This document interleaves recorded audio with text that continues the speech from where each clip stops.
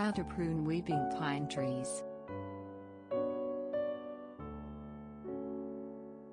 The grace, charm and architectural characteristics of the weeping conifer, such as a pine Pinus spp, can add much to a landscape, especially in fall and winter. Weeping pines, depending on plant species, can become quite large. Regardless of their mature size, pruning must be done selectively and lightly, if at all, to retain the attractive form of the plant, and to ensure that the plant is structurally sound. Tip: pruning can be done at any point, but major branch pruning should be done when the plant is young and less than 6 feet tall. Things you'll need: hand pruners, secateurs, loppers. Trim away any dead, wounded or diseased branches from the plant with the pruners, making the cut flush with the trunk where the branch meets it. Leave no more than a 1/4 inch stub. If the branch to be removed is larger than 1/2 inch in diameter, use loppers. Remove dead and diseased branches and twigs any time of year. Tip: prune weeping pine tree branches, as desired for aesthetics, in late winter or early spring by snipping them back to a branch junction. Make the cut with the hand pruners 1/4 inch above the junction with another living branch or needle cluster you wish to retain. Clear the lowermost trunk of scraggly or hidden branches by snipping them flush with the main trunk.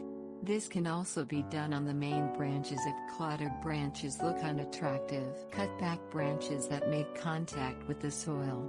Make the cuts on these branches at a junction with another branch or needle cluster that is 6 to 12 inches above the soil. Prune the branches back even further per your aesthetics, depending on how much space you like between the weeping branch tips and the ground. Remove any branches or twigs that are pulling down the weeping pine tree or making it lopsided. Balance the canopy so that there are branches and foliage on all sides of the trunk. Tips: warnings.